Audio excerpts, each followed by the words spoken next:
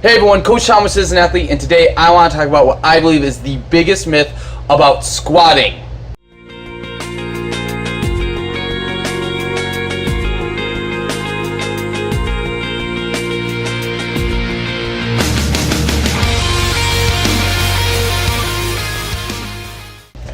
Alright guys, so today I wanted to bust one of the biggest myths about squats. And that is that if you ever squat and your knees go over your toes in the slightest, that's it. You're done. You're going to have a hole in your knee's going to blow out, and you'll never be able to walk again, which is false. Now I'm going to explain why. First, I want to explain where that came from. There was a study a while ago where they measured the stress on the knee if it went past the toe and if they shortened the range of motion. And they found that there was more stress if it went past the toe, which makes sense because it moved through a fuller range of motion, and they never proved that the amount of stress, or at least they never said that the amount of stress that was on the knee in that full range of motion past the toes was enough to damage anything. They just said there was more stress. People thought, oh, there's more stress, must be bad.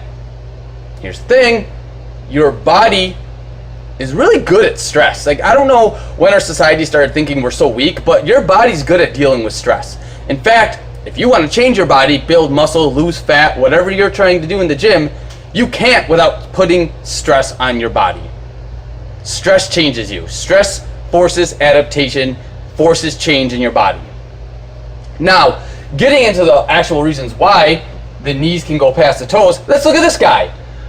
In this example, this is what I want to show you, and this is what's going to be really important in keeping healthy joints, is bar path. I made a whole video on what bar path is, on why it's important to keep bar path. I might link that somewhere here if you want to watch that. But here's this guy. He's got a straight bar path. Center of foot, center of gravity, weights right here, straight bar path. When he moves up and down, he's going to get a full contraction of every single muscle in the squat. The hamstring, the glutes, the quads, and yes, there is hamstring contraction in a squat. If you don't think that, just research it. It's true. That's just fact. So here he has a straight bar path, and you'll notice that his knees are actually pretty much in line with his toes, maybe slightly behind his toes. This guy's going to be okay because when he moves up and down, he's moving in this straight bar path, but he's also getting a full contraction of every single muscle. This guy, same exact guy. Pretend he's the same person, but we chopped off half his foot because we're mean.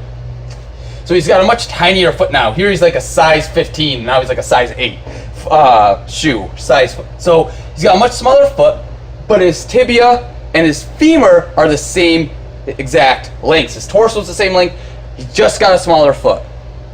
Well, if his tibia and his femur are the same length, and his torso are the same length, they're all going to need to be at the same exact angles to get proper depth and get a full contraction.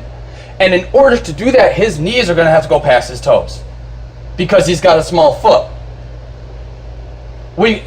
So if he's got a small foot, his knees are past his toes, but he's got the straight bar path, he's still getting a full contraction of every single muscle, not joint.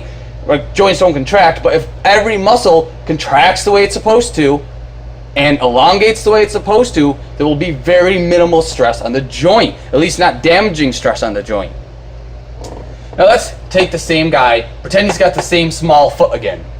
You tell him, okay, so we're going to put the bar on your back, and you're going to shove your hips back and keep your knees out here like this, and then you're going to come back up. So he's either moving through a partial range of motion, which means not all the muscles are working properly, which are going to create imbalances in the body and end up hurting the joints worse. Or he's going to somehow hit depth without falling on his butt, but his knees are behind his toes. Here's his center of gravity, here's his bar path. All the weight, all the force from gravity in the bar path is going down here versus here. When it's over your center of gravity, you can move efficiently in a straight line. If it's off center of gravity and it's pulling you back this way, when you go up, all of this has to work way harder. You're gonna end up like doing some kind of weird good morning version of a squat. So that's gonna put a lot of stress back here on this, and you know, anyone with any kind of sciatica or any back issues, that's gonna be bad for.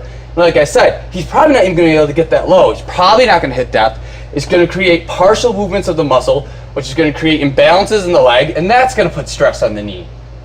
The most important thing in keeping your joints healthy in any lift is having a straight bar path.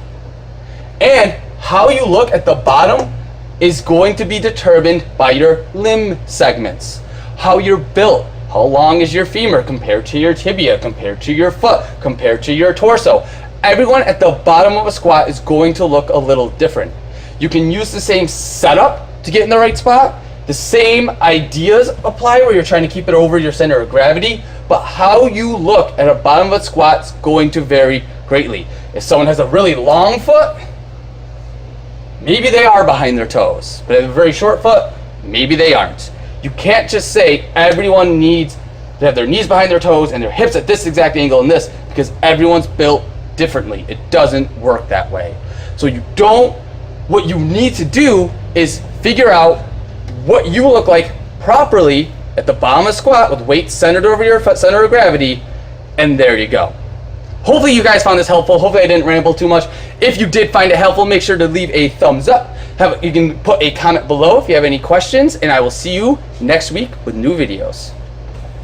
Oh yeah, subscribe too. Subscribe. The button should be around here somewhere. Hit it. Takes 2 seconds. Do it. Do it.